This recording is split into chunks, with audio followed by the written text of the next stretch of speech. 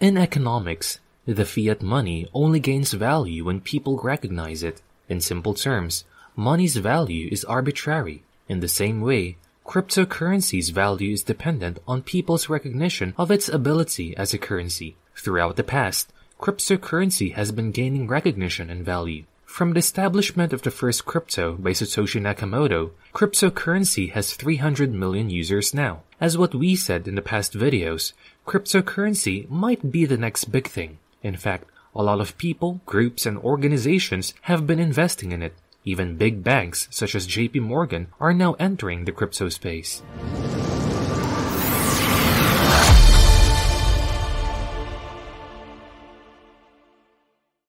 Thank you for watching Diversified Streams, your go-to YouTube channel for all things crypto and finance. Be sure to check out our community post about these subjects. We are curious to know your opinions on these matters. Also, if you haven't subscribed yet, click the subscribe button so you don't miss out on the latest news and tips related to crypto. And make sure to keep your notifications on so you'll be updated with our latest videos. We frequently post so you wouldn't want to miss them. In today's video, we will be talking about how various institutions are planning to enter the crypto space. We will talk about the research of Fidelity, one of the biggest asset managers in the world, about how institutional investors are planning to invest in crypto in the future. Well, this is a big move as it will further legitimize the place of cryptocurrency in our economy. We have a lot of things to talk about, so let's get started. So, let me first give you an idea about the said Fidelity's research. It is entitled Institutional Investor Digital Asset Study Key Findings. Now, the paper opens by stating that Fidelity has been gathering feedback on cryptocurrencies from institutional investors through questionnaires since 2018. Given that this was close to the high of the previous cycle of the cryptocurrency market, this makes sense. It is claimed that the introduction of Bitcoin futures on the Chicago Mercantile Exchange, or CME, in 2017 marked the beginning of institutional manipulation of the cryptocurrency market. The introduction of CME Bitcoin futures marked the peak for BTC at the time, and since then, its correlation to tech equities has grown. According to the author's further explanation, this survey covers the feelings and behaviors of institutional investors throughout the first half of this year. As a result, there is no information in the research about how opinions evolved in the second half of the year. For background, let us look at how the first half of this year in the world of cryptocurrencies concluded with the failure of several crypto platforms, including Celsius, and the collapse of Terra and the falling Three Arrows Capital. The author notes that a follow-up analysis will disclose how institutional investors felt through the second half of this year. To put it another way, it was essentially the most negative phase for the cryptocurrency market in the current cycle thus far. It appears that the report will place more emphasis on institutional opinions of cryptocurrency acceptance and the development of related technologies like DeFi. The president of Fidelity Digital Assets, Tom Jessup, is quoted extensively on the following slide. The comment also verifies that institutions have been more involved with the crypto industry in recent years. Therefore, the TLDR is that the fundamentals of cryptocurrency remain robust despite the bear market. The authors then provide some data regarding the institutional investors they surveyed. They also stated that the term institutional investor includes financial advisors, family offices, crypto hedge and venture funds, traditional hedge funds, endowments and foundations, as well as pension funds and defined benefit funds. Now that we know that investors are entering the crypto spaces, what do you think is its implication to the crypto world? Will they monopolize the coins? Will they help cryptos to recover from the bear market? Let us know your answers in the comments down below. Also, while you're at it, do us a small favor by liking this video and subscribing to our channel. This little gesture helps us greatly as we do not have sponsored videos, so you'll be doing us a big favor by doing it. The result in the first slide is unexpected, since it shows that institutional investors' perceptions of cryptocurrencies actually changed between 2021 and 2022. Overall, institutional investors' favorable impression of cryptocurrencies rose from about 47% to 57%. In the US, it went from 29% to 39%, while in Europe, it went from 45% to 51%. But in Asia, support for cryptocurrencies actually fell from 63% to around 60%. My best assumption is that Terra's collapse, a South Korean cryptocurrency project with significant exposure to Asian investors, is the main reason. The United States appears to be the real outlier in this situation, which is strange. The proportion of institutional investors that think cryptocurrency should be included in a well-balanced portfolio demonstrates this. This shows that U.S. investors are substantially more cautious when combined with the low positive perception of cryptocurrencies among institutional investors in the U.S. However, I believe that this is a result of how much more advanced the financial markets are in the United States. To put it another way, if institutions are searching for a huge pump, there are more areas in the U.S. where they may place their funds.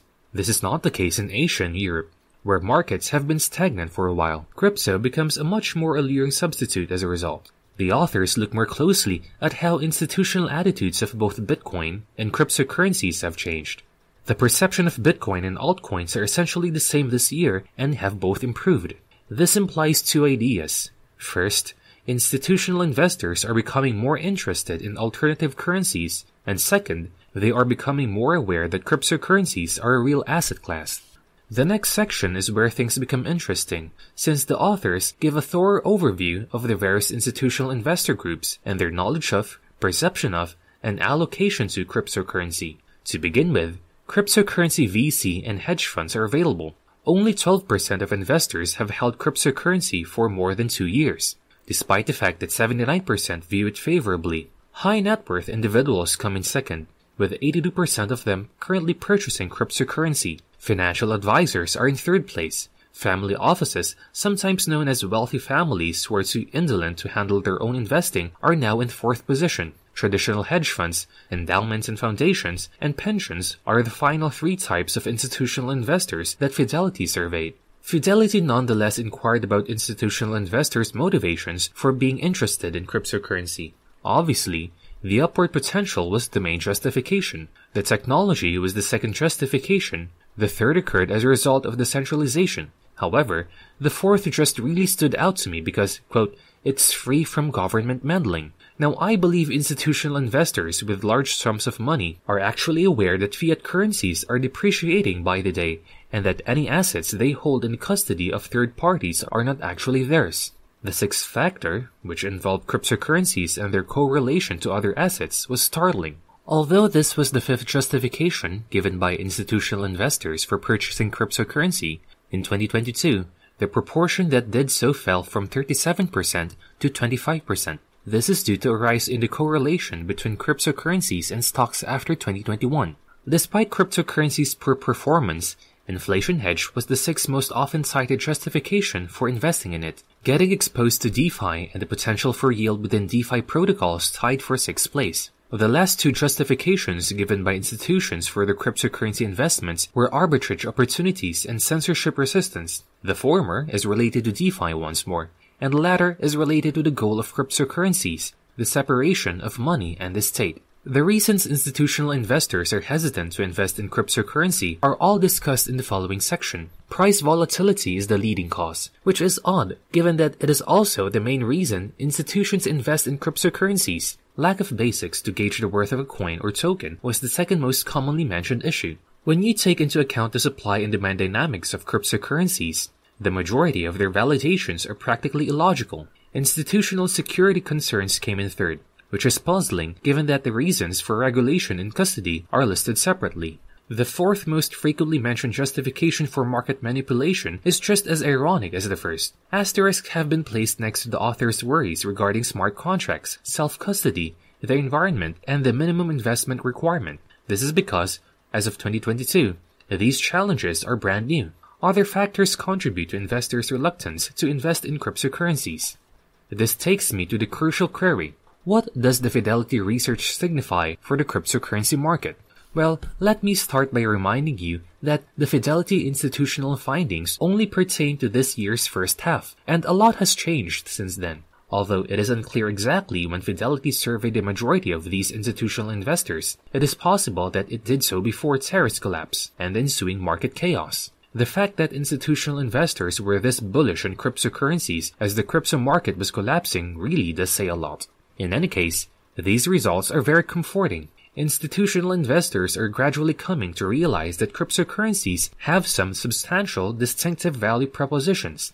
The characteristics of the industry that appeal to them, such as censorship resistance, decentralization, and innovation, are indicative of this. The conclusion of Fidelity also informed the cryptocurrency sector of what has to be changed.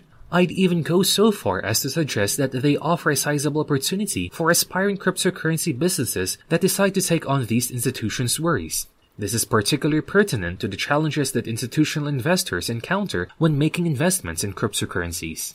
A lot of things are uncertain, but if we can be sure about one thing, that is, institutions are now recognizing the potential of cryptocurrencies.